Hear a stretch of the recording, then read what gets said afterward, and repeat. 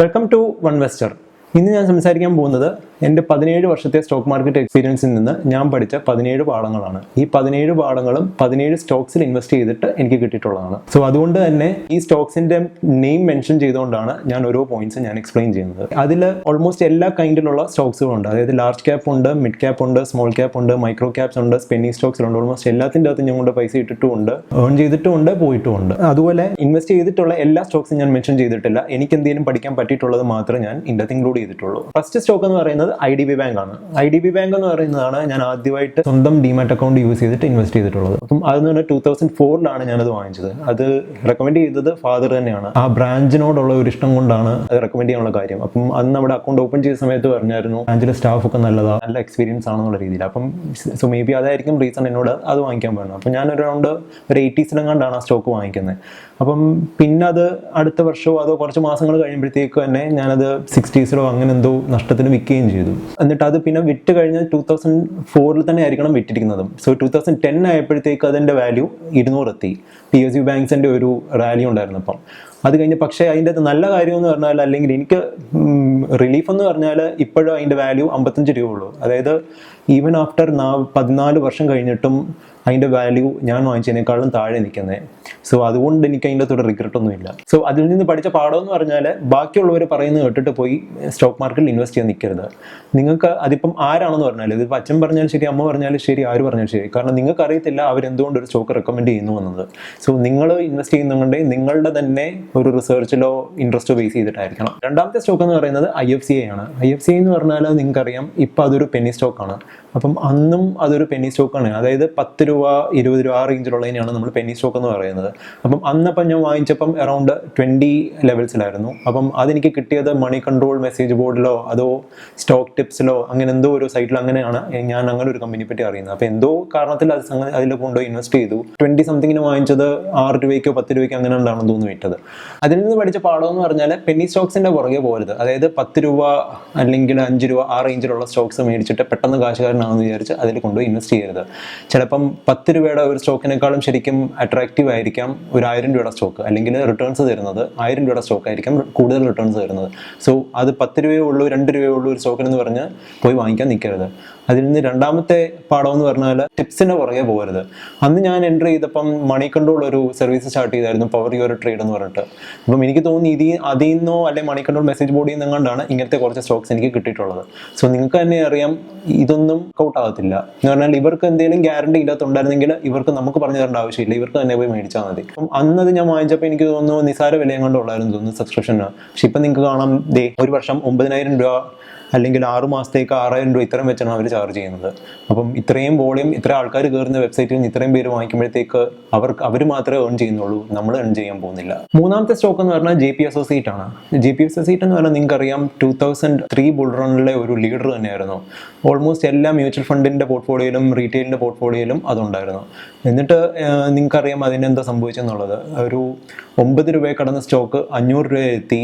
എന്നിട്ട് തിരിച്ചിപ്പം വീണ്ടും 6 രൂപ സംതിങ്ങിൽ എത്തിയിട്ടുമുണ്ട്.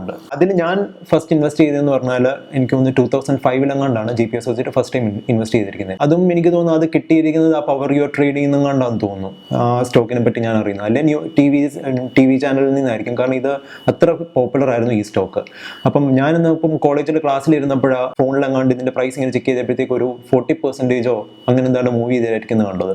അപ്പം ഞാനിപ്പോൾ ചെക്ക് ചെയ്തപ്പം ന്യൂസ് ബേസ്ഡ് ആയിരുന്നു അത്. അപ്പോൾ ഇവർക്കൊരു എക്സ്പ്രസ് ഹൈവേയുടെ പ്രോജക്റ്റ് കിട്ടി അതിനെ ബേസ് ചെയ്തിട്ടാണ് അത് മൂവ് ചെയ്തത്. അപ്പം ഞാൻ വിചാരിച്ചു അതൊരു എക്സലൻറ്റ് സ്റ്റോക്ക് ആയിരിക്കും. എന്നിട്ട് എന്താ സംഭവിച്ചതെന്ന് പറഞ്ഞാൽ ഇതെല്ലാം ഈ കമ്പനിയുടെ ഓർഡർ കൂടുന്നതിനനുസരിച്ച് അവരുടെ ഡെപ്റ്റും കയറിക്കൊണ്ടിരിക്കുകയായിരുന്നു. സോ അതിൽ നിന്ന് പഠിച്ച പാഠം എന്ന് പറഞ്ഞാൽ ലെവറേജ്ഡ് ആയിട്ടുള്ള കമ്പനീസ്, അതായത് ഒത്തിരി കടമുള്ള കമ്പനികൾ വാങ്ങിക്കാതിരിക്കുക. കാരണം അവരുടെ ഒരു ബാഡ് പീരീഡ് എപ്പോഴാണ് വരുന്നത് എന്നുള്ളത് നമുക്ക് പറയാൻ പറ്റത്തില്ല. സോ അതിൻ്റെ ഒരു പ്രോബ്ലം ഇരിക്കുന്നു പറഞ്ഞാൽ ഇപ്പം JP Associate ആണെങ്കിൽ 500 രൂപ എത്തി.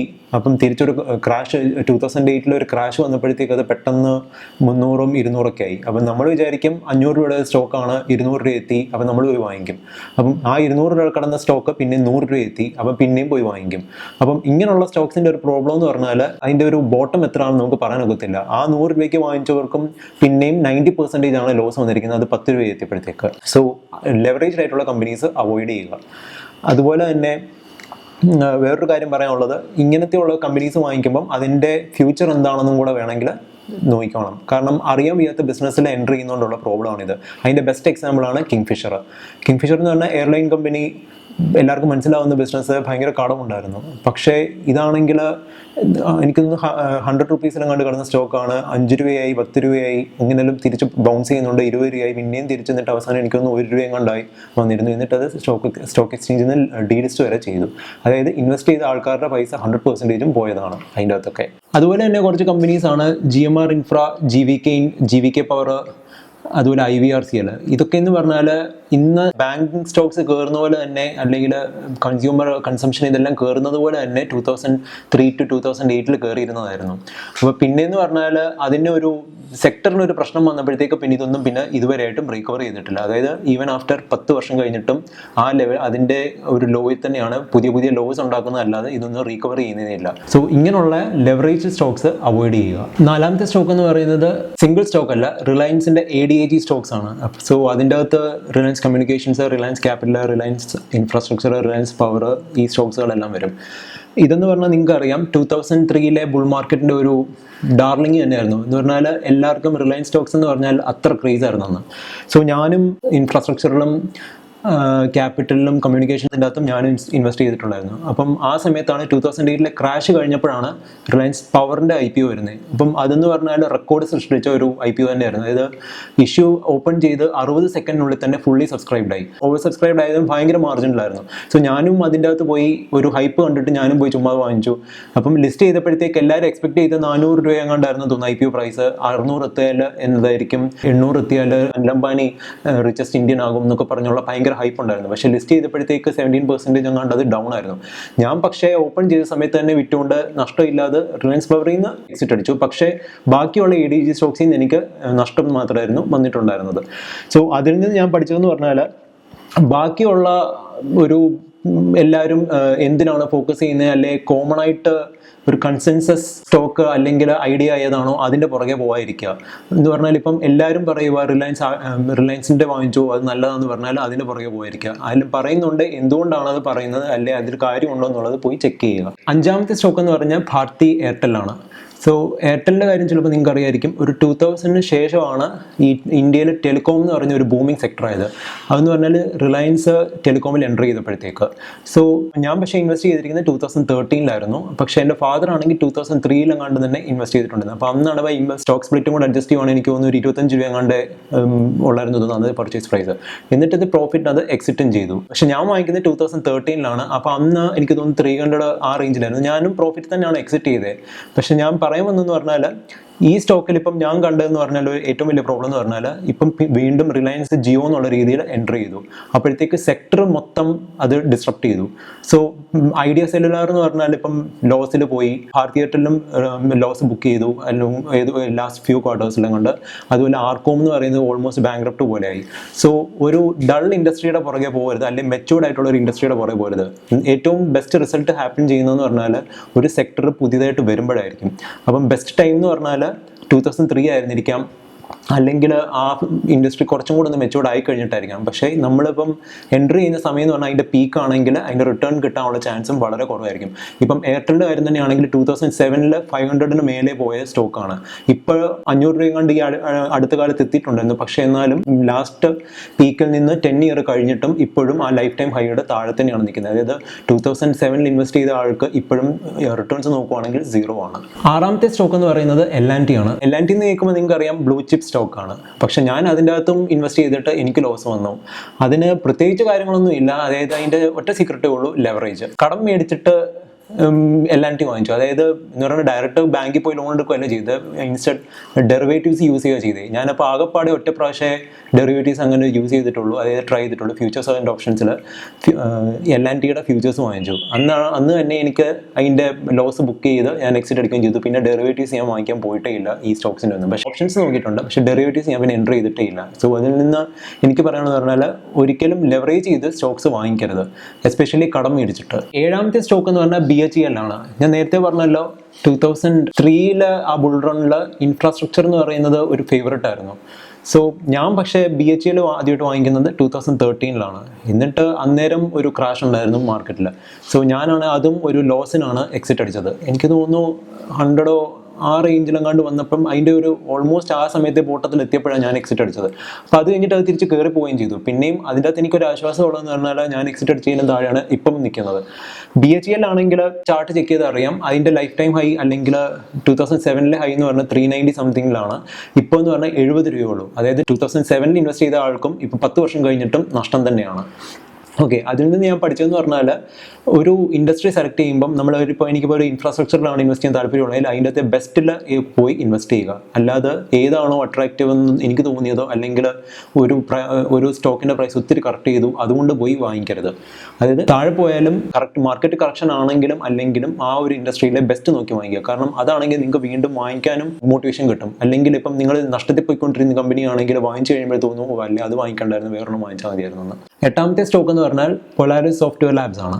അതിൽ ഞാൻ ഇൻവെസ്റ്റ് ചെയ്തതെന്ന് പറഞ്ഞാൽ അത് നിങ്ങൾക്ക് ചിലപ്പോൾ അറിയായിരിക്കും, ഒരു IT കമ്പനിയാണ്. അപ്പം അതിൽ ഞാൻ ഇൻവെസ്റ്റ് ചെയ്യാൻ കാര്യം എന്ന് പറഞ്ഞാൽ ഞാൻ ബാക്കിയുള്ള IT സ്റ്റോക്സായിട്ട് കമ്പയർ ചെയ്തപ്പോഴത്തേക്ക് ഇതിൻ്റെ വാല്യുവേഷൻ ലോ ആണ്, നല്ല ഡിവിഡൻഡും കിട്ടുന്നുണ്ട്. സോ അങ്ങനെ ഞാൻ ചാടിക്കയറി അതൊന്ന് മേടിച്ചു കഴിഞ്ഞിട്ടപ്പം അതിൻ്റെ അകത്ത് പ്രോബ്ലം കിട്ടിയെന്ന് വന്നതെന്ന് പറഞ്ഞാൽ ഇതിൻ്റെ ഈ മൂവ്മെൻറ്റ് ഭയങ്കര വോളറ്റൈലായിരുന്നു. അതായത് ഇപ്പോൾ അവരൊരു ക്വാർട്ടർലി റിസൾട്ട് അനൗൺസ് ചെയ്യുന്നതിന് മുമ്പ് തന്നെ സ്റ്റോക്ക് മൂവ് ചെയ്യാൻ തുടങ്ങി. ബാഡ് റിസൾട്ട് ആണെങ്കിൽ അതിൻ്റെ തലേ ദിവസമേ സ്റ്റോക്കും കറക്റ്റ് ചെയ്യുക. റിസൾട്ട് വരുമ്പോഴത്തേക്ക് നമുക്ക് എക്സിറ്റ് അടിക്കാനൊട്ട് പറ്റത്തുമില്ല. സോ അതിൽ നിന്ന് എനിക്ക് മനസ്സിലായെന്ന് പറഞ്ഞാൽ അപ്പം മാനേജ്മെൻറ്റിന് അല്ലെങ്കിൽ ഒരു ഇൻസൈഡർ ഇൻഫോ എന്തെങ്കിലും വേറെ ആർക്കെങ്കിലും അറിയാതിരിക്കണം, അല്ലെങ്കിൽ അപ്പം സ്മാർട്ട് ആൾക്കാർ നേരത്തെ തന്നെ വിട്ടുമാറി. സോ ഞാൻ ചുമ്മാ അപ്പം അതിൻ്റെ മാനേജ്മെൻറ്റ് ചെക്ക് ചെയ്തപ്പോഴത്തേക്ക് എനിക്ക് മനസ്സിലായി അതിൻ്റെ ഫൗണ്ടറിനെ ആണല്ലോ ഇൻസൈഡർ ട്രേഡിങ്ങിന് നേരത്തെ സെബി ഫൈൻ ചെയ്തിട്ടുള്ളതാണ്. സോ അങ്ങനെയുള്ള ഇപ്പം മാനേജ്മെൻറ്റിൻ്റെ ക്രെഡിബിലിറ്റി എന്ന് പറഞ്ഞാൽ ഏതൊരു കമ്പനിയുടെ ആണെങ്കിലും ക്രൂഷ്യലാണ്. ഇപ്പം എക്സാമ്പിൾ പറയുകയാണെങ്കിൽ ഇൻഫോസിസ് എന്ന് പറഞ്ഞാൽ 2013 ശേഷം എന്ന് തോന്നുന്നു അവരുടെ റിസൾട്ടാണ് ഭയങ്കരമായിട്ട് വേരി ചെയ്യാൻ തുടങ്ങി, അതായത് പോസിറ്റീവ് സൈഡിലും നെഗറ്റീവ് സൈഡിലും. പക്ഷേ സ്റ്റോക്ക് എന്ന് പറഞ്ഞാൽ റിസൾട്ട് അനൗൺസ് ചെയ്ത് കഴിഞ്ഞിട്ട് മാത്രമേ റിയാക്ട് ചെയ്തിട്ടുള്ളൂ. 20% വരെ അപ്പ് ആൻഡ് ഡൗൺ കാണിച്ചുകൊണ്ടിരിക്കുകയായിരുന്നു. സോ അപ്പോൾ അതിൻ്റെ മാനേജ്മെൻറ്റ് എന്ന് പറഞ്ഞാൽ ഭയങ്കര ക്രെഡിബിളാണ്.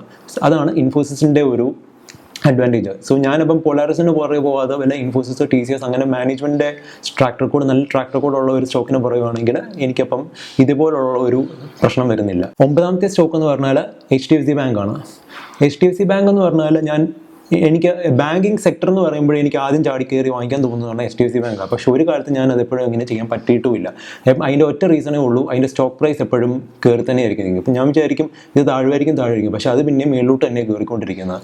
അപ്പം ഞാനാണെങ്കിൽ ഇടയ്ക്കാണെങ്കിൽ കറക്ഷൻ കിട്ടുമ്പോഴത്തേക്ക് ഞാൻ വാങ്ങിക്കുന്നുമുണ്ട്, പക്ഷേ എന്നിട്ട് എല്ലാം പ്രോഫിറ്റിലാകുമ്പോഴത്തേക്ക് വിൽക്കുന്നുമുണ്ട്. അപ്പം അതിൻ്റെ അകത്ത് ഇപ്പോൾ എനിക്കൊരു കാര്യം എന്ന് പറഞ്ഞാൽ 2009 ക്രാഷ് കഴിഞ്ഞിട്ടുള്ള കറക്ഷൻ വന്നപ്പോഴത്തേക്ക് എനിക്കൊന്നും HDFC ബാങ്കിൻ്റെ മാർക്കറ്റ് ക്യാപിറ്റൽ എന്ന് പറഞ്ഞാൽ 60,000 ഉണ്ടായിരുന്നു. അപ്പോൾ ബാക്കിയുള്ള സ്റ്റോക്സിന് വെച്ച് കമ്പയർ ചെയ്യുമ്പോഴത്തേക്ക് അത് ഭയങ്കര കൂടുതലായിരുന്നു. ഓക്കെ, അപ്പം അല്ലെങ്കിൽ ഞാൻ വിചാരിച്ചതെന്ന് പറഞ്ഞാൽ ഓക്കെ ഇതിപ്പോഴും കയറി തന്നെ നിൽക്കുന്നത് അല്ലെങ്കിൽ ഭയങ്കര എക്സ്പെൻസീവ് സ്റ്റോക്കാണ്, അപ്പം ഞാൻ വേറെ എന്തിനേലും ICICI ബാങ്കും അങ്ങനെ ഇച്ചിരി കൂടെ കമ്പാരിറ്റീവ്ലി ചീപ്പറായിട്ടുള്ള സ്റ്റോക്സിൻ്റെ പുറകെ പോയി. പക്ഷേ ഇപ്പം 10 years കഴിഞ്ഞപ്പോഴത്തേക്ക് അന്നത്തെ 60,000 മാർക്കറ്റ് ക്യാപിറ്റൽ എന്ന് പറയുന്നത് ഇപ്പം HDFC ബാങ്കിൻ്റെ എനിക്ക് തോന്നുന്നു 6 lakhന് അടുപ്പിച്ചു, അതായത് 10 times ബാങ്ക് ഗ്രോ ചെയ്തു. പക്ഷേ അന്നിപ്പം ഞാൻ ചീപ്പാണെന്ന് വിചാരിച്ചു വല്ല PNB എന്തെങ്കിലും വാങ്ങിക്കുമായിരുന്നെങ്കിൽ എനിക്ക് 10 വർഷം കഴിഞ്ഞാലും അന്നത്തെ പ്രൈസിൻ്റെ താഴെയാണ് ഇപ്പോഴും നിൽക്കുന്നത്. അത് അല്ലെങ്കിൽ ഏകദേശം സെയിം ആണെന്ന് തോന്നുന്നത്, അതായത് 0 റിട്ടേൺസ് ആണ് 10 വർഷം കഴിഞ്ഞിട്ടും. 10ാമത്തെ സ്റ്റോക്ക് എന്ന് പറയുന്നത് ONGC ആണ്. ONGC എന്ന് പറയുന്നത് 2015 കറക്ഷനിലാണ് വാങ്ങിക്കുന്നത്. എന്നിട്ട് ഞാനത് പ്രോഫിറ്റിൽ തന്നെ എക്സിറ്റ് ചെയ്യുകയും ചെയ്തു. എന്നിട്ട് ഇപ്പം ഞാൻ എക്സിറ്റ് അടിച്ചതിനേക്കാളും 30% ലോയിലുമാണ് ട്രേഡ് ചെയ്യുന്നത്. സോ അതിൽ നിന്ന് എനിക്ക് പറയാനുള്ളതെന്ന് പറഞ്ഞാൽ PSU കമ്പനീസിനെ അവോയ്ഡ് ചെയ്യുക, അതൊരു ഇൻവെസ്റ്റ്മെൻറ്റ് ഓപ്പർച്യൂണിറ്റി ആയിട്ട് അല്ലെങ്കിൽ ഒരു ഇൻവെസ്റ്റ്മെൻറ്റ് ഓപ്ഷനായിട്ട്. പക്ഷേ അത് ട്രേഡ് ചെയ്യാൻ നല്ലതുമായിരിക്കും എന്ന് പറഞ്ഞാൽ ഇപ്പം ONGC തന്നെയാണെങ്കിൽ മൾട്ടി ഇയർ ലോസിൽ എത്തുമ്പോഴത്തേക്ക് നമുക്ക് റിസ്ക് എടുത്ത് മേടിക്കാം, അത് കയറുമ്പോഴത്തേക്ക് എക്സിറ്റ് അടിക്കുകയും ചെയ്യാം. പക്ഷേ ഒരു ഇൻവെസ്റ്റ്മെൻ്റ് ആയിട്ട് നോക്കുമ്പോഴത്തേക്ക് PSU കമ്പനീസിൻ്റെ കാര്യം എന്ന് പറഞ്ഞാൽ നമുക്ക് പ്രഡിക്റ്റ് ചെയ്യാൻ പറ്റത്തില്ല, കാരണം ഗവൺമെൻറ് രീതിയിലോ എന്തെങ്കിലും അതിൻ്റെ പ്രശ്നങ്ങളോ വരുന്നുണ്ടോ എന്നുള്ളത്. ONGC തന്നെയാണെങ്കിലും മൾട്ടി ഇയർ ലോസിലാണ് ഈ അടുത്ത കാലത്തൊക്കെ ട്രേഡ് ചെയ്തുകൊണ്ടിരിക്കുന്നത്. 11ാമത്തെ സ്റ്റോക്ക് എന്ന് പറഞ്ഞാൽ ടാറ്റ സ്റ്റീലാണ്. ടാറ്റ സ്റ്റീൽ ഞാൻ ONGC എൻട്രി ചെയ്ത അതേ ടൈം പീരീഡ് തന്നെയാണ് ഇൻവെസ്റ്റ് ചെയ്യുന്നത്. അതായത് ഏകദേശം 2015 കറക്ഷനിലാണ് ടാറ്റ സ്റ്റീൽ വാങ്ങിക്കുന്നത്. വാങ്ങിച്ചു കഴിഞ്ഞിട്ട് എനിക്ക് ഏറ്റവും അബദ്ധം പറ്റിയ സ്റ്റോക്ക് ടാറ്റ സ്റ്റീലാണ്. കാരണം അതിൻ്റെ ലോസ് എന്ന് പറഞ്ഞാൽ എനിക്കൊന്ന് 40% അത്ര എങ്ങാണ്ട് ലോസ് ആയിരുന്നു. അപ്പം വെറുത്ത് പോയ സ്റ്റോക്കാണ് ടാറ്റ സ്റ്റീൽ. പക്ഷേ മാർക്കറ്റ് റീകവർ ചെയ്തപ്പോഴത്തേക്ക് ഏറ്റവും ബെസ്റ്റ് പെർഫോമറും ടാറ്റ സ്റ്റീൽ തന്നെയായിരുന്നു. ഞാനപ്പം എക്സിറ്റ് അടിച്ചത് 280 എൻ്റെ ആവറേജ് പർച്ചേസ് പ്രൈസ് 280 അങ്ങോട്ടായിരുന്നു. ഞാനപ്പോൾ എക്സിറ്റ് അടിച്ചത് 380 400 അങ്ങോട്ടായിരുന്നു. അതിൽ നിന്ന് ഇപ്പം പിന്നെയും പുതിയ ഹൈസ് എത്തിയപ്പോഴത്തേക്ക് ഞാൻ എക്സിറ്റ് അടിച്ച പ്രൈസിൽ നിന്ന് പിന്നെയും ഡബിൾ ചെയ്തു. സോ അതിൽ നിന്ന് എനിക്ക് പറയാനുള്ളതെന്ന് പറഞ്ഞാൽ കമ്മോഡിറ്റി സ്റ്റോക്സ് അവോയ്ഡ് ചെയ്യുക ഒരു ഇൻവെസ്റ്റ്മെന്റ് ഓപ്ഷനായിട്ട്. ഇപ്പം PSU ബാങ്ക്സിന്റെ കാര്യം പറഞ്ഞ പോലെ. പക്ഷേ ഇതെന്ന് പറഞ്ഞാൽ നല്ലൊരു ട്രേഡിംഗ് സ്റ്റോക്സ് ആയിരിക്കാം. ഇപ്പോൾ ടാറ്റ സ്റ്റീൽ തന്നെയാണെങ്കിലും ഒരു കറക്ഷനിലോട്ട് പോയി കഴിഞ്ഞാൽ ഒരു 5 ഇയർ 10 ഇയർ ലോസിലൊക്കെ എത്തുമ്പോഴത്തേക്കായിരിക്കും ബെസ്റ്റ് ബൈയിങ് ഓപ്പർച്യൂണിറ്റി. റിസ്ക് എടുത്ത് വാങ്ങിക്കാം, എന്നിട്ട് അത് എക്സിറ്റ് എന്നുള്ള പിന്നെയും അത് താഴോട്ട് തന്നെ പോകത്തില്ല, അല്ലെങ്കിൽ പിന്നെ അത് ബാങ്ക്രപ്റ്റ് ആകാൻ പോകുന്ന കമ്പനി ആയിരിക്കണം, അല്ലെങ്കിൽ ഇത് എപ്പോഴായാലും ഇത് ബൗൺസ് ചെയ്യും, അപ്പോഴത്തേക്ക് എക്സിറ്റ് ചെയ്തോണം. 12ാമത്തെ സ്റ്റോക്ക് എന്ന് പറഞ്ഞാൽ സൗത്ത് ഇന്ത്യൻ ബാങ്ക് ആണ്. ഞാൻ നേരത്തെ പറഞ്ഞല്ലോ എനിക്ക് ബാങ്കിങ് സെക്ടറിലെ ഫേവറേറ്റ് സ്റ്റോക്ക് എന്ന് പറഞ്ഞാൽ HDFC ബാങ്ക് ആണ്. പക്ഷെ അതിൻ്റെ വാല്യൂഷൻ എപ്പോഴും ഇങ്ങനെ കയറി, അല്ലെങ്കിൽ സ്റ്റോക്ക് പ്രൈസ് എപ്പോഴും ഇങ്ങനെ കയറി നിൽക്കുന്ന കാണുമ്പോഴത്തേക്ക് വാങ്ങിക്കാൻ തോന്നത്തില്ല. ഞാൻ മേടിച്ച് കഴിഞ്ഞാൽ താഴെ പോയില്ലെന്ന് ഇങ്ങനെ ആലോചിക്കും. അപ്പോൾ അങ്ങനെയാണ് ഞാൻ സൗത്ത് ഇന്ത്യൻ ബാങ്കിൽ എങ്ങനെ എൻ്റർ ചെയ്തത്. എനിക്കൊന്ന് പ്രൈസ് അപ്പം താഴ്ന്നിരിക്കണം. അപ്പം സൗത്ത് ഇന്ത്യൻ ബാങ്കിൽ എൻ്റർ ചെയ്തപ്പോഴത്തേക്ക് നമുക്ക് ബാങ്കിങ് സെക്ടറിൽ നല്ല ഡിവിഡൻഡ് ഉള്ള ഒരു സ്റ്റോക്കായിരുന്നു. പക്ഷേ എൻ്റർ ചെയ്ത് കഴിഞ്ഞപ്പോഴാണ് എനിക്കൊരു കാര്യം മനസ്സിലായത്, ഈ സൗത്ത് ഇന്ത്യൻ ബാങ്കിൻ്റെ സ്റ്റോക്ക് എന്ന് പറഞ്ഞാൽ ഭയങ്കര വോൾട്ടൈലാണ്. എന്ന് പറഞ്ഞാൽ ഒരു വൺ വേ ഡയറക്ഷനിലോട്ടല്ല അത് മൂവ് ചെയ്യുന്നത്. ഇപ്പം 20 രൂപയായിരുന്നെങ്കിൽ 20 30 ആവും, പിന്നെയും തിരിച്ച് 20 എത്തും, പിന്നെ അത് കഴിഞ്ഞ് പിന്നെയും 30, അതായത് ഒരു റേഞ്ചിൽ ഇങ്ങനെ പൊക്കോണ്ടിരിക്കും. ഓഫ് കോഴ്സ് ചില സമയത്ത് അത് ഭയങ്കര ഒരു ദിവസം 10-20% തന്ന റിട്ടേൺസ് ഡെലിവറി ചെയ്തിട്ടുമുണ്ട്. പക്ഷെ എന്നാലും ലോങ് ടേം നോക്കുമ്പോഴത്തേക്ക് അത് ഭയങ്കര വോൾട്ടൈലാണ്. അതിൻ്റെ റീസൺ മറ്റൊന്നുമല്ല, നിങ്ങൾ അതിൻ്റെ പ്രോഫിറ്റ്സ് എടുത്ത് നോക്കിയാൽ തന്നെ കാണാം. ഇപ്പം ഈ വർഷം പ്രോഫിറ്റ് പോസ്റ്റ് ചെയ്യുന്ന അടുത്ത വർഷം ചിലപ്പം ലോസ് ആയിരിക്കും. അതേപോലെയാണ് അതിൻ്റെ ഹിസ്റ്റോറിക്കൽ റിസൾട്ട്സ്. എന്ന് വെച്ചാൽ നമുക്ക് പ്രൊഡിക്റ്റ് ചെയ്യാനേ പറ്റുന്നില്ല ഇത് മേലോട്ടാണോ താഴോട്ടാണോ പോകുന്നത്. അതിന് എനിക്ക് പറയാനുള്ളതെന്ന് പറഞ്ഞാൽ, നിങ്ങൾക്കിപ്പം ഇങ്ങനത്തെ എന്തെങ്കിലും ഒരു സെക്ടറിലെ അണ്ടർ പെർഫോമിംഗ് സ്റ്റോക്സോ ഇങ്ങനത്തെ എന്തെങ്കിലും വാങ്ങിക്കണം എന്നുണ്ടെങ്കിൽ റിസ്ക് എടുത്ത് വാങ്ങിക്കുക. എന്ന് പറഞ്ഞാൽ വാങ്ങിച്ചു കഴിഞ്ഞാൽ പിന്നെ അതങ്ങ് മറന്നേക്കണം. ഓക്കെ, അല്ലെങ്കിൽ ഇൻഡസ്ട്രിയിലെ ബെസ്റ്റ് എന്താണോ അത് മാത്രമേ ഫോക്കസ് ചെയ്യാവൂ. 13ാമത്തെ സ്റ്റോക്ക് എന്ന് പറയുന്നത് ഐഡിയ സെല്ലുലാർ ആണ്. ഐഡിയ സെല്ലുലാർ എന്ന് പറഞ്ഞാൽ എനിക്ക് തോന്നുന്നു 2008 ശേഷം, അതായത് 2008 ക്രാഷിന് ശേഷം എനിക്കൊന്ന് പോസിറ്റീവ് റിട്ടേൺസ് കണ്ടിന്യൂസ് ആയിട്ട് ഡെലിവറി ചെയ്തത് ഐഡിയ സെല്ലുലാർ മാത്രമേ തോന്നുന്നു ടെലികോം സെക്ടറിൽ. ബാക്കിയുള്ളതെന്ന് പറഞ്ഞാൽ നിങ്ങൾക്കറിയാം ആർക്കോമും ഭാരതി എയർടെല്ലും ഒരു അപ്പ് ആൻഡ് ഡൗൺ പോയിക്കൊണ്ടിരിക്കുന്ന സ്റ്റോക്കാണ്. പക്ഷേ ഐഡിയ സെല്ലുലാർ എന്ന് പറഞ്ഞാൽ ഒരു സ്റ്റേബിൾ റിട്ടേൺസ് ഉണ്ടായിരുന്നു തോന്നി. ഇത് പ്രോഫിറ്റ് ഗ്രോത്തും ഉണ്ടായിരുന്ന സ്റ്റോക്കാണ്. അപ്പം അതെന്ന് പറഞ്ഞാൽ എനിക്ക് തോന്നുന്നു 2008 32 അങ്ങോട്ടായിരുന്നു തോന്നുന്നു അതിൻ്റെ ബോട്ടം. പിന്നെ ഒരു 15 നേരെ 200 ഞാനപ്പം എൻ്റർ ചെയ്തതെന്ന് പറഞ്ഞാൽ എനിക്ക് തോന്നുന്നൊരു 100 അറൗണ്ടിനായിരുന്നു ഞാൻ പർച്ചേസ് ചെയ്തിരുന്നത്. അപ്പം എനിക്കൊന്ന് മൈനർ പ്രോഫിറ്റിനോ മൈനർ ലോസിനോ ഞാനത് എക്സിറ്റ് എടുക്കുകയും ചെയ്തു. കാരണം എനിക്ക് ഐഡിയ സെല്ലുലാർ എന്ന് പറഞ്ഞാൽ അവരുടെ മാർക്കറ്റിങ്ങും അവരുടെ ആഡ്സും ഇതെല്ലാം കണ്ടിട്ട് അപ്പോൾ എനിക്ക് അതിനോടൊരു ഫാസിനേഷൻ തോന്നിയില്ല. അപ്പം ഞാൻ ചുമ്മാ എക്സിറ്റ് അടിക്കുമായിരുന്നു. അപ്പം അതിൽ നിന്ന് എനിക്ക് പറയാനുള്ളതെന്ന് പറഞ്ഞാൽ കണ്ടിന്യൂസ് ആയിട്ട് പ്രോഫിറ്റ് ഡെലിവറി ചെയ്തുകൊണ്ടിരുന്ന കമ്പനിയായിരുന്നു ഐഡിയ സെല്ലുലാർ. പക്ഷേ ഈ അടുത്ത കാലത്ത് ജിയോ വന്നപ്പോഴത്തേക്ക് അത് ലോസിലോട്ട് പോയി. സോ അതിൽ പറയാനുള്ളതെന്ന് പറഞ്ഞാൽ നിങ്ങൾ ഒരു സ്റ്റോക്ക് വാങ്ങിക്കുമ്പം അതിൻ്റെ സെക്ടറിനോ അല്ലെങ്കിൽ സ്റ്റോക്കിൻ്റെ എന്താണ് സംഭവിക്കുന്നത് എന്നുള്ളതും കൂടെ മോണിറ്റർ ചെയ്തോണം. ഇപ്പം ഐഡിയ തന്നെയാണെങ്കിൽ ജിയോ വന്നപ്പോഴത്തേക്ക് ഒരു ഇൻഡ്യൂഷൻ തോന്നുക ഇതുകൊണ്ട് ഐഡിയ സെല്ലുലാർ അല്ലെങ്കിൽ ബാക്കിയുള്ള ടെലികോമിനെ എല്ലാം ഇത് ഡിസ്ട്രപ്റ്റ് ചെയ്യുമെന്ന് തോന്നുവാണെങ്കിൽ അന്നേരം എക്സിറ്റ് അടിച്ച് വേറെ ഗുഡ് ക്വാളിറ്റി സ്റ്റോക്സിലോട്ട് മൂവ് ചെയ്തോണം. 14ാമത്തെ സ്റ്റോക്ക് എന്ന് പറഞ്ഞാൽ അതിൽ ഞാൻ 2 ഇൻക്ലൂഡ് ചെയ്യുകയാണ്. ഒന്ന് കോട്ടാക് മഹീന്ദ്ര ബാങ്കും 2 ഹിന്ദുസ്ഥാൻ യൂണിലിവറും. ഇത് രണ്ടിനെയും ഒരു സിമിലാരിറ്റി ഉള്ളതെന്ന് പറഞ്ഞാൽ രണ്ടും 2 സെക്ടറിലെ ലീഡേഴ്സാണ്, അതായത് ഹൈ ക്വാളിറ്റി സ്റ്റോക്സ് ആണ്. ഞാനിപ്പോൾ ഇത് രണ്ടും വാങ്ങിച്ചതെന്ന് പറഞ്ഞാൽ 2016 കറക്ഷനിലായിരുന്നു. സോ ഞാൻ വാങ്ങിച്ചു, അത് ഒബ്വിയസ്ലി അതിൻ്റെ പ്രൈസ് താഴോട്ട് പോയി. ഞാനപ്പം വീണ്ടും ആവറേജ് ചെയ്തു, ബിക്കോസ് എനിക്കത് രണ്ടും വാങ്ങിക്കാൻ കംഫർട്ടബിൾ ആയിരുന്നു. എന്ന് പറഞ്ഞാൽ രണ്ടും ഹോൾഡ് ചെയ്യാൻ വില്ലിങ് ആയിരുന്നു. സോ ഞാൻ രണ്ടും ആവറേജ് ചെയ്തുകൊണ്ടേയിരുന്നു. എന്നിട്ട് പിന്നെ മാർക്കറ്റ് ബൗൺസ് ചെയ്തപ്പോഴത്തേക്ക് ഈ 2 സ്റ്റോക്കും സ്ട്രോങ് ആയിട്ട് തന്നെ ബൗൺസും ചെയ്തു. സോ രണ്ടും ഞാൻ ഏകദേശം എനിക്കൊന്ന് 1 ലക്ഷം രൂപ തന്നെ പ്രോഫിറ്റ് ബുക്ക് ചെയ്തിട്ടാണ് രണ്ടും എക്സിറ്റ് ചെയ്തത്. അപ്പം അതിൻ്റെ അകത്തെ ട്രാജിക് പാർട്ടെന്ന് പറഞ്ഞാൽ വിറ്റ് കഴിഞ്ഞിട്ട് പിന്നെ മാർക്കറ്റ് പിന്നെയും മുകളിലോട്ട് തന്നെയാണ് പോയിക്കൊണ്ടിരുന്നത്. അപ്പം ഈ 2 സ്റ്റോക്സും ഭയങ്കരമായിട്ട് പെർഫോം ചെയ്തു. അതായത് ഞാനൊന്ന് വിറ്റ് കഴിഞ്ഞിട്ട് പിന്നെയും എനിക്കൊന്ന് 4 ലക്ഷം രൂപ ഗെയിനാണ് എനിക്ക് നഷ്ടപ്പെട്ടത്. അതായത് ഇന്നാണ് ഞാനത് കൊടുക്കുന്നതെങ്കിൽ എനിക്ക് 2 സ്റ്റോക്കിനും 5 ലക്ഷം രൂപയ്ക്ക് പ്രോഫിറ്റ് എനിക്ക് വിൽക്കായിരുന്നു. സോ അതിൽ നിന്ന് എനിക്ക് പറയാനുള്ളതെന്ന് പറഞ്ഞാൽ നിങ്ങളുടെ പോർട്ട്ഫോളിയോയിലെ ബെസ്റ്റ് സ്റ്റോക്സിനെ കളയാതിരിക്കുക. അതായത് അണ്ടർ പെർഫോമിംഗ് സ്റ്റോക്സിനെ വിട്ടിട്ട് പെർഫോമിംഗ് സ്റ്റോക്സിനെ ഹോൾഡ് ചെയ്യുക.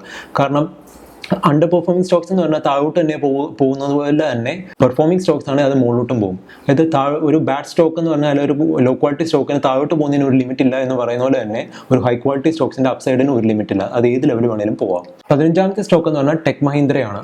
ടെക് മഹീന്ദ്രയിൽ ഞാൻ എൻട്രി ചെയ്യാൻ കാര്യം ലാർജ് ക്യാപ്പ് IT സ്റ്റോക്സിൽ ബാക്കിയുള്ള സ്റ്റോക്സിനെ വെച്ച് കമ്പയർ ചെയ്യുമ്പോഴത്തേക്ക് ഇത് ചീപ്പായിരുന്നു അതിൻ്റെ വാല്യൂഷൻ. പിന്നെ നല്ല ഡിവിഡൻഡും ഉണ്ടായിരുന്നു. ടാറ്റ സ്റ്റീലിൻ്റെ കാര്യം പറഞ്ഞ പോലെ ടെക് മഹീന്ദ്രയും ഏറ്റവും വെറുക്കപ്പെട്ട സ്റ്റോക്കായി മാറി എൻ്റെ പോർട്ട്ഫോളിയോ. കാരണം അതും ഏകദേശം 40% ലോസിലായിരുന്നു. പക്ഷെ എനിക്ക് തിരിച്ചത് എന്ന് പറഞ്ഞാൽ ആവറേജ് ചെയ്യാമായിരുന്നു. പക്ഷേ ആവറേജ് ചെയ്യാൻ എനിക്ക് വീണ്ടും അത് ആവറേജ് ചെയ്യാനായിട്ട് താല്പര്യമില്ലായിരുന്നു. അപ്പം അതിൽ നിന്ന് എനിക്ക് പറയാനുള്ളതെന്ന് പറഞ്ഞാൽ നിങ്ങൾക്ക് ആവറേജ് ചെയ്യാൻ താല്പര്യമില്ലാത്ത സ്റ്റോക്സ് ആണെങ്കിൽ അത് വാങ്ങിക്കരുത്. ഇപ്പം എൻ്റെ കയ്യിൽ ടെക് മഹീന്ദ്രയ്ക്ക് പകരം ഞാനിപ്പോൾ ഇൻഫോസിസ് ആയിരുന്നെങ്കിൽ ഞാൻ ഈസി ആയിട്ട് പിന്നെയും ആവറേജ് ചെയ്യാൻ വില്ലിങ് ആയിരുന്നു ഇനി. പക്ഷേ ടെക് മഹീന്ദ്ര ആകുമ്പോഴത്തെ ആദ്യം കോൺഫിഡൻസ് പോയതുകൊണ്ട് പിന്നെ അത് വാങ്ങിക്കാനുള്ള ഒരു ഇൻട്രസ്റ്റും പോകും. 16ാമത്തെ സ്റ്റോക്ക് എന്ന് പറഞ്ഞാൽ ഐനോക്സ് വിൻഡ് ആണ്.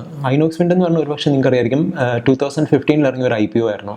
ഞാൻ യൂഷ്വലി IPOയിൽ അങ്ങനെ ഇൻവെസ്റ്റ് ചെയ്യാറില്ല. ആകെപ്പാടെ ചെയ്തിട്ടുള്ള ഒരിക്കലേ ഉള്ളൂ, അത് റിലയൻസ് പവറിലാണ്. അപ്പം അത് ഞാൻ നേരത്തെ പറഞ്ഞാൽ അന്ന് തന്നെ എക്സിറ്റ് അടിക്കുകയും ചെയ്തു. അപ്പം ഐനോക്സ് വിൻഡ് കണ്ടപ്പം ഞാൻ ചുമ്മാതെ കമ്പനിയുടെ ന്യൂസും ആർട്ടിക്കിൾസ് ഒക്കെയാണ് വായിച്ചപ്പം എനിക്ക് മനസ്സിലായി ഗ്രീൻ എനർജിയാണ് ഇത്. പിന്നെ അത് മാത്രമല്ല fastest growing wind energy company ആയിട്ടും കൂടെ ആയിരുന്നു ലിസ്റ്റ് ചെയ്തിട്ടുണ്ടായിരുന്നത്. ലിസ്റ്റ് ചെയ്ത് കഴിഞ്ഞിട്ട് ഞാൻ പോയി പർച്ചേസ് ചെയ്ത് കഴിഞ്ഞിട്ടപ്പം അതിൻ്റെ പ്രൈസ് താഴോട്ട് പോയി. അപ്പോൾ ഞാൻ വീണ്ടും ആവറേജ് ചെയ്തു because I was betting on its future. പക്ഷേ പണി കിട്ടിയെന്ന് പറഞ്ഞാൽ അതിൻ്റെ റിസൾട്ട് അനൗൺസ് ചെയ്യാൻ തുടങ്ങിയപ്പോഴായിരുന്നു. ഓരോ പ്രാവശ്യം റിസൾട്ട് അനൗൺസ് ചെയ്യുമ്പോഴും ഓരോരോ പ്രശ്നങ്ങളായിരുന്നു. അപ്പോൾ മാനേജ്മെൻറ്റ് വന്നിട്ട് പറയും ഇപ്പം ശരിയാക്കി തരാം എന്ന്. പക്ഷേ അതൊട്ട് ശരിയായതുമില്ല. അപ്പം ഇപ്പം വേണമെങ്കിൽ ഞാൻ എക്സിറ്റ് അടിച്ചത് എനിക്ക് തോന്നുന്നു നല്ലൊരു ലോസിലായിരുന്നു. എനിക്ക് തോന്നുന്നു 120 റേഞ്ചിലാണ്. ഇപ്പം പക്ഷേ 85 റുപ്പീസേ ഉള്ളൂ. സോ അതിൽ നിന്ന് എനിക്ക് പറയാമെന്ന് പറഞ്ഞാൽ IPOസിൽ നിന്ന് മാറിയിരിക്കുക. അല്ലെങ്കിൽ പിന്നെ ഇൻവെസ്റ്റ് ചെയ്യുന്നുണ്ടെങ്കിൽ രണ്ടും കൽപ്പിച്ച് റിസ്ക് എടുത്തിട്ടായിരിക്കണം ഇൻവെസ്റ്റ് ചെയ്യുന്നത്. ഇപ്പം ഫോർ എക്സാമ്പിൾ ഇപ്പോൾ ഇൻഫോസിസിൻ്റെ നിങ്ങളെല്ലാവരും കേട്ടിട്ടുണ്ടായിരിക്കും ഇൻഫോസിസിൻ്റെ IPOയിൽ 10,000 റുപ്പീസ് ഇട്ടിരുന്ന ഇന്ന് 5 കോടി രൂപയോ അല്ലെങ്കിൽ 2 കോടി രൂപയാണെന്ന്. ശരിക്കും 10,000 അന്ന് റിസ്ക് എടുത്തിട്ട് ഇട്ടവർക്ക് മാത്രമേ അത് കിട്ടിയിട്ടുള്ളൂ. അതുപോലെ തന്നെ ഇപ്പോൾ ഐനോക്സ് വിൻഡിൻ്റെ കാര്യം ചിലപ്പോൾ പറയാനൊക്കത്തില്ല. ഒരു 50 വർഷം കഴിഞ്ഞാൽ 20 വർഷം കഴിഞ്ഞിട്ട് ചിലപ്പം അതും ഇന്നത്തെ 10,000 രൂപ എന്നുള്ളത് ഒരു 50 കോടി രൂപയായിരിക്കാം. അപ്പം അതെന്ന് പറഞ്ഞാൽ ആ ഒരു 10,000 ഇൻവെസ്റ്റ് ചെയ്യുന്നുള്ള റൈറ്റ് ഓഫ് ചെയ്തിട്ട് വേണം നിങ്ങളത് ഇൻവെസ്റ്റ് ചെയ്യാൻ. അല്ലെങ്കിൽ എന്ന് പറഞ്ഞാൽ IPOസിൻ്റെ പുറകെ പോവാതെ ഓൾറെഡി ലിസ്റ്റ് ചെയ്തിട്ടുള്ള നല്ല സ്റ്റോക്സിനെ പുറകെ പോവുക. അല്ലെങ്കിൽ വേറൊരു കാര്യം പറയുന്നത് IPOസിനേക്കാളും ചിലപ്പം നല്ലതായിരിക്കും നിങ്ങളുടെ പോർട്ട്ഫോളിയോയിൽ ഓൾറെഡി ഉള്ള സ്റ്റോക്സ്. സോ അതിനെ റിസർച്ച് ചെയ്യുക, അല്ലെങ്കിൽ ലിസ്റ്റ് ചെയ്തിട്ടുള്ള കമ്പനീസ് റിസർച്ച് ചെയ്യുക. അല്ലാതെ പുതിയ ഒരു സ്റ്റോറിയുടെ പുറകെ പോകാതിരിക്കുക. 17ാമത്തെ സ്റ്റോക്ക് എന്ന് പറഞ്ഞാൽ ലൂപ്പിൻ ആണ്. ലൂപ്പിൻ എന്ന് പറഞ്ഞാൽ നിങ്ങൾക്ക് അറിയായിരിക്കും അത് ഫാർമസ്യൂട്ടിക്കലാണ്, ഒരു ഫാർമസ്യൂട്ടിക്കൽ കമ്പനിയാണ്. അപ്പം ഫാർമ സെക്ടർ എന്ന് പറഞ്ഞാൽ പൊതുവേ ഒരു ഡിഫെൻസീവ് സെക്ടറായിട്ടാണ് കൺസിഡർ ചെയ്തിരിക്കുന്നത്. എന്ന് വെച്ചാൽ ഇപ്പം മാർക്കറ്റ് ഒരു 10% താഴെ പോയാലും ചിലപ്പോൾ ഫാർമ കയറുമായിരിക്കാം, അല്ലെങ്കിൽ ഒരു 5% 2% കറക്റ്റ് ചെയ്തുള്ളായിരിക്കാം. അപ്പം അതുകൊണ്ട് തന്നെയാണ് സെയിം കേസാണ് IT-ക്കും. ഇത് രണ്ടും ഒരു ഡിഫെൻസീവ് പ്ലേ ആയിട്ടാണ് കൺസിഡർ ചെയ്തിരിക്കുന്നത്. ഫാർമയിൽ എൻട്രി ചെയ്തിരിക്കുന്നത് പറഞ്ഞാൽ ലൂപ്പിൻ എന്ന് പറഞ്ഞ ഒരു സ്റ്റോക്ക് എവിടെയോ അതിനെപ്പറ്റി വായിച്ചപ്പോഴാണ്. അപ്പം എന്ന് പറഞ്ഞാൽ നല്ല ഭയങ്കര സ്ട്രോങ് ഗ്രോത്തും പിന്നെ ഫോബ്സ് മാഗസിൻ്റെ ഏഷ്യയിലെ ബെസ്റ്റ് കമ്പനീസ് ആയിട്ടും അങ്ങനെയൊക്കെ ലിസ്റ്റ് ചെയ്ത് കണ്ടിട്ടാണെന്ന് തോന്നുന്നു ലൂപ്പിൻ വാങ്ങിച്ചത്. അപ്പം വാങ്ങിച്ചു കഴിഞ്ഞിട്ട് എന്ന് പറഞ്ഞാൽ മൾട്ടിപ്പിൾ ടൈംസ് ഞാനത് ബൈയും സെല്ലും നടത്തിയിട്ടുണ്ട്. വാങ്ങിക്കുമ്പോഴെല്ലാം അത് കയറുന്നുമുണ്ട്. അപ്പം ഞാൻ പ്രോഫിറ്റിൽ ബുക്ക് ചെയ്തിട്ട് എക്സിറ്റ് അടിച്ചിട്ടുമുണ്ട്. ഇൻഫാക്ട് ഞാൻ അതിനെ HDFC ബാങ്കായിട്ട് വരെ കമ്പയർ ചെയ്തിട്ടുണ്ട്. അതായത് 1 വേ മൂവ്മെൻ്റ് ആയിരുന്നു മുകളിലോട്ട്. പക്ഷേ ഇപ്പം നിങ്ങൾക്കറിയാം 2,000 രൂപയായിരുന്നു അതിൻ്റെ ഓൾ ടൈം ഹൈ. 2,000 രൂപയ്ക്കുള്ള സ്റ്റോക്ക് ഇപ്പം 700 രൂപ അറൗണ്ടിലെത്തിയായിരുന്നു. അപ്പം അതിൽ നിന്ന് പറയാനുള്ളതെന്ന് പറഞ്ഞാൽ ഒരു സെക്ടറും അല്ലെ ഒരു സ്റ്റോക്കും ഒരു ഡയറക്ഷനിലോട്ട് തന്നെ മൂവ് ചെയ്യത്തില്ല. എല്ലാ സെക്ടറും കറക്റ്റ് ചെയ്യും, അല്ലെ എല്ലാ സ്റ്റോക്സും കറക്റ്റ് ചെയ്യും. ഇനി ഞാൻ ഡിസ്കസ് ചെയ്ത 17 സ്റ്റോക്സും ഞാൻ പേഴ്സണലി ഇൻവെസ്റ്റ് ചെയ്ത സ്റ്റോക്സുകളാണ്. സോ അതുകൊണ്ട് തന്നെയാണ് എനിക്ക് പേഴ്സണലി ഇത്രയും കാര്യങ്ങൾ പഠിക്കാനും നിങ്ങളോട് ഷെയർ ചെയ്യാനും പറ്റിയത്. നിങ്ങൾ സ്റ്റോക്ക് മാർക്കറ്റിലുള്ള ആളാണെങ്കിൽ, അതായത് സ്റ്റോക്ക് മാർക്കറ്റിൽ ഇൻവെസ്റ്റ് ചെയ്യുന്ന ഒരാൾ അല്ലെങ്കിൽ ട്രേഡ് ചെയ്യുന്ന ഒരാളാണെങ്കിൽ നിങ്ങൾക്കും ഇതുപോലത്തെ എക്സ്പീരിയൻസ് കാണുമായിരിക്കുമല്ലോ. സോ അതെന്തായാലും കമൻറ്റിൽ ഷെയർ ചെയ്യുക. ഈ വീഡിയോ നിങ്ങൾക്ക് ഇൻഫോർമേറ്റീവ് ആയിട്ട് തോന്നിയെങ്കിൽ എൻ്റെ ചാനൽ സബ്സ്ക്രൈബ് ചെയ്യുക.